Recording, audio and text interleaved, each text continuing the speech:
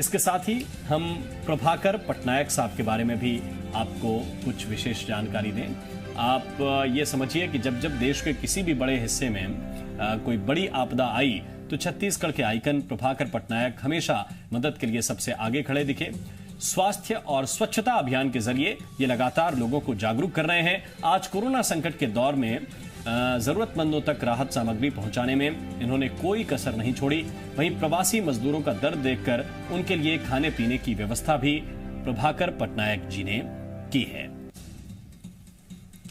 लेकिन वही लोग एक तरह से आइकन बनते हैं जो इस सोच को जमीन पर उतारने का काम करते हैं। प्रभाकर पटनायक जी के पास हम चलते हैं। आप वरिष्ठ समाज सेवी हैं रायपुर के। प्रभाकर पटनायक जी, ये बहुत जरूरी है कि सबको साथ लेकर चला जाए।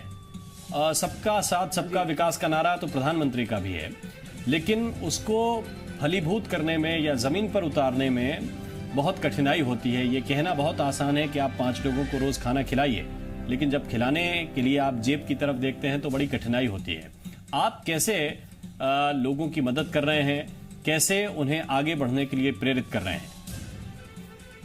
जी, सबसे पहले जी मीडिया और उनके तमाम दर्शकों को मेरा नमस्कार, और आइकन जो जी मीडिया के हैं उनको भी मेरा नमस्कार।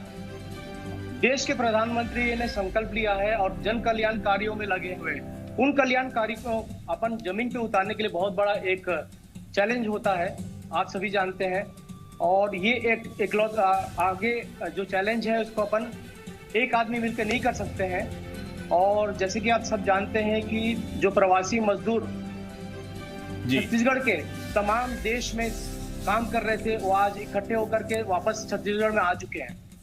और आज उस प्रवासी मजदूरों को खाने के लिए इस जी मीडियम के माध्यम से लोकल सरकार, छत्तीसगढ़ की सरकार को भी मैं अनुरोध करना चाहता हूं कि उनको भी खाने की व्यवस्था जल्द से जल्द करें, क्योंकि मैं ग्राउंड में देख रहा हूं कि बहुत प्रॉब्लम्स हो रहे हैं। अपन जितना हो सकते हैं अपन मिलजुल कर सब मिलकर एक साथ करते हैं, लेकिन उनकी दवाइयों की व्यवस्था, उनकी खाने की व्यवस्था, रोजमर्रा की व्यवस्था उनको करना बहुत जरूरी हो गया आज के डेट में। साथ में अर्थव्यवस्था बहुत बड़ा एक चैलेंज है।